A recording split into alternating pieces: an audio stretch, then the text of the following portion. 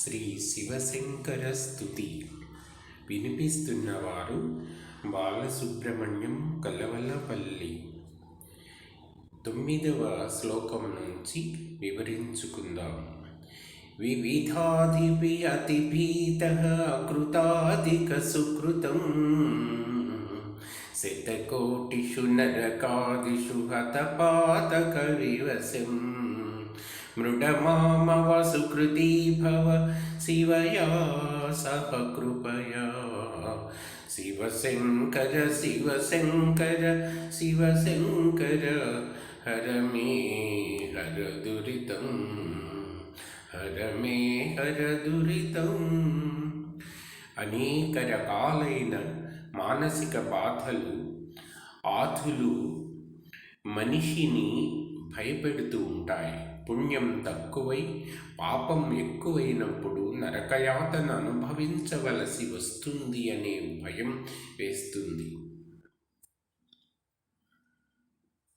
కోట్లాది నరక బాధల నుండి నన్ను రక్షించు అని భక్తుడు శివుని వేడుకుంటున్నాడు. మృడా అంటే ఆనందాన్ని ఇచ్చేవాడు లేదా సుఖప్రదుడు అని అర్థం.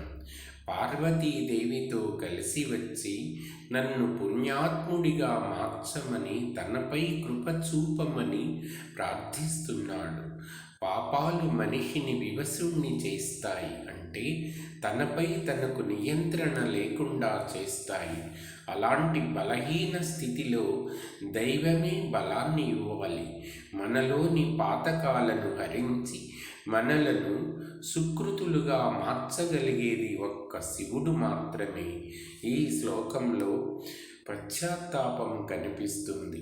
చేసిన తప్పులను గుర్తించి వాటి నుండి విముక్తి కోరడం ఆధ్యాత్మిక ప్రగతికి మొదటి మెట్టు.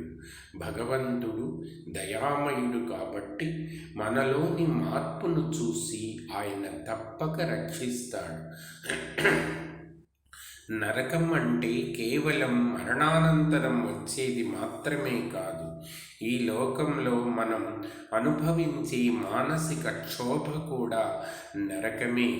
దాని నుండి విముక్తి కలగాలి. కలినాశన గరళాసన కమలాసన వినుత కమలాపతి నయనార్చిత కరుణాకృతి చరణ కరుణాకర ముని సేవిత భవసాగర హరణ భవసాగర హరణ. శివశంకర శివశంకర శివశంకర హర మే హర దురితం హర మే హర దురితం. శివుడు కలియుగ దోషాలను నాశనం చేసేవాడు. కలినాశన సముద్ర మథనంలో పుట్టిన హాలాహలాన్ని మృంగి లోకాలను రక్షించినవాడు కనుక గరళాసన. కమలాసనుడు అంటే బ్రహ్మదేవుడు. బ్రహ్మదేవుడు కూడా శివుని స్తుతిస్తాడు. విష్ణుమూర్తి తన కన్నునే కమలంగా చేసి శివుని పాదాలను అర్చించిన ఘట్టం ఇక్కడ కమలాపతి నయనార్చిత అని స్మరించబడింది. శివుని పాదాలు కరుణకు ప్రతిరూపాలు. మునులందరూ ఆయనను సేవిస్తారు. భవసాగర హరణ అంటే సంసార సముద్రాన్ని దాటించేవాడు అని అర్థం. అపారమైన కరుణ కలిగిన ఆ దేవుడు మన పాపాలను హరించాలని భక్తుడు కీర్తిస్తున్నాడు. శివుని గొప్పతనాన్ని పురాణ గాథల ద్వారా ఇక్కడ వర్ణించడం జరిగింది. ఆధ్యాత్మికంగా చూస్తే గరళాసన అంటే మనలోని విషతుల్యమైన ఆలోచనలను ఆయన స్వీకరించి మనకు అమృతాన్ని ఇస్తాడు అని అర్థం. బ్రహ్మ విష్ణువుల వంటి వారే ఆయనను కొలుస్తున్నారు అంటే ఆయన సర్వోత్కృష్టమైన దైవమని స్పష్టమవుతుంది. అలాంటి మహత్తర శక్తిని శరణు వేడితే మన కష్టాలు తీరడం ఖాయం. విజితేంద్రియ విబుధార్చిత విమలాంబుజ చరణ భవనాశన భయనాశన భజితాంకిత హృదయ ఫణిభూషణ మునివేషణ మదనాంతక శరణం మదనాంతక శరణం శివశంకర శివశంకర శివశంకర హరమే హర దురితం.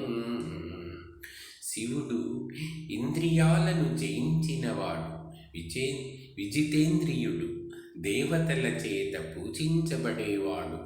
ఆయన పాదాలు నిర్మలమైన పద్మాల లాంటివి. ఆయన సంసార బంధాలను, భయాన్ని నాశనం చేస్తాడు. భక్తుల హృదయాలలో ఎప్పుడూ నిలిచి ఉంటాడు. పాములను ఆభరణాలుగా ధరించినవాడు, మునివేషంలో ఉండేవాడు, మన్మథుని దహించినవాడు. కాబట్టి ఆయనను మదనాంతక అని పిలుస్తారు. అంటే కోరికలను జయించినవాడు అని అర్థం. అలాంటి మహానుభావుణ్ణి శరణు కోరుతున్నాడు భక్తుడు. మనలో ఉండే కామ క్రోధాదులను నశింపజేసి శాంతిని ఇచ్చేవాడు శివుడు. ఆయన రూపం వైరాగ్యానికి చిహ్నం. మునివేషం మరియు పాములను ధరించడం ఆయనలోని నిశ్చలత్వానికి, నిర్భయత్వానికి గుర్తులు. ఇంద్రియ నిగ్రహం ఉన్నవారికే పరమాత్మ దర్శనం కలుగుతుంది. మన్మధుణ్ణి దహించడం అంటే కేవలం పురాణ గాథ మాత్రమే కాదు, మనలో ఉన్న కామవాసనలను జ్ఞానాగ్నితో కాల్చివేయడమే అసలైన అర్థం. అలాంటి శివుడే మనకు రక్ష. త్రిపురాంతక త్రిదశేశ్వర త్రిగుణాత్మక శంభో వృషవాహన విషదూషణ పతితోత్తర శరణం కనకాసన కళినాసన కనకాంబర శరణం శివశంకర శివశంకర శివశంకర హరమే హర దురితం. ఈ చివరి శ్లోకంలో శివుని త్రిపురాంతకుడిగా వర్ణించారు. త్రిపురాలు అంటే అహంకారం, మమకారం మరియు అజ్ఞానం అనే 3 కోటలు. వాటిని ధ్వంసం చేసేవాడు శివుడు. ఆయన 33 కోట్ల దేవతలకు ప్రభు. సత్వరజస్తమో గుణాలకు అతీతుడు. త్రిగుణాత్మక మరియు శంభుడు సుఖప్రదుడు. ఎద్దును వాహనంగా కలిగినవాడు. వృషవాహనుడు. విషం వల్ల కలిగే దోషాలను హరించినవాడు. పతితులను అంటే దారి తప్పిన వారిని ఉద్ధరించేవాడు. బంగారు సింహాసనంపై కూర్చునేవాడు. అలా కూర్చుని వెలిగేవాడు. కలి దోషాలను పోగొట్టేవాడు. ఇన్ని నామాలతో శివుని స్తుతిస్తూ శరణు వేడుకుంటున్నాడు భక్తుడు. శివుని హర అని పిలుస్తారు. అంటే హరించేవాడు. మన దుఃఖాలను, పాపాలను హరించేవాడు ఆయనే. ఈ స్తోత్రం మొత్తం మానవ జీవితంలోని కష్టాలను, పశ్చాత్తాపాన్ని, భగవంతునిపై ఉన్న అచంచలమైన విశ్వాసాన్ని ప్రతిబింబిస్తుంది. త్రిపుర సంహారం అనేది లోపల ఉన్న అరిషడ్వర్గాల సంహారానికి